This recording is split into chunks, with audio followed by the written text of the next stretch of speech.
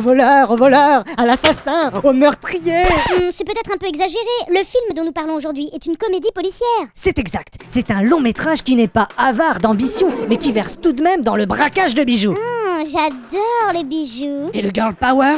Oui, c'est vrai. Et c'est d'ailleurs une des particularités de cet opus. Outre l'arène de Ocean's 11, 12 et 13 qui se déroulait dans l'univers des casinos, cette fois-ci, changement de décor, mais également d'équipe. L'ère post-Weinstein a redistribué les cartes. Et le réalisateur et co-scénariste Gary Ross, à qui l'on doit notamment Pleasantville ou Hunger Games, réunit ici 8 femmes. Et je ne parle pas du film d'Ozon. Il fallait oser. Le casting est attirant, sans être un quicheur.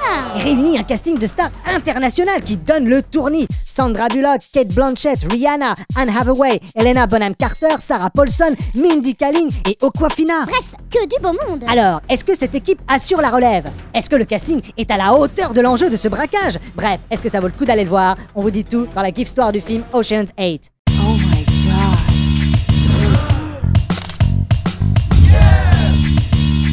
Dans Ocean's 8, Debbie Ocean purge une longue peine de prison. Ce qui la caractérise, ce n'est pas tant qu'elle soit la sœur du célèbre braqueur Donnie Ocean, mais son ADN de voleuse et sa détermination. Elle met à profit 5 ans, 8 mois et 12 jours derrière les barreaux pour échafauder le plus gros braquage de sa vie.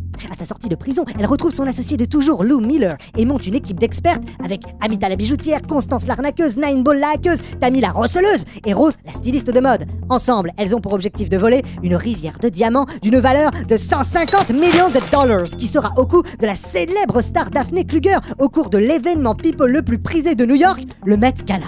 Le plan est solide, le timing millimétré, mais le lieu ultra protégé, et aucun faux pas ne sera toléré si elle souhaite pouvoir repartir sans être inquiétée. Alors, est-ce que ça vaut le coup d'aller le voir? Ocean's 8 est un long métrage qui peut se résumer à cette phrase culte de Hannibal dans L'Agence Touriste. J'adore qu'un plan se déroule sans accroc. Et effectivement, si l'on retrouve certains des ingrédients qui ont fait le succès de la série, avec un casting de stars hyper séduisant et une mission exécutée comme du papier à musique, le scénario reste cependant assez monotone, linéaire et sans réelles aspérités. Ça manque de rebondissement? Oui, et de twists novateurs et surprenants. On ne sent jamais cette équipe de choc en réel danger. Tout semble se dérouler sans accroc. Surprenez-moi!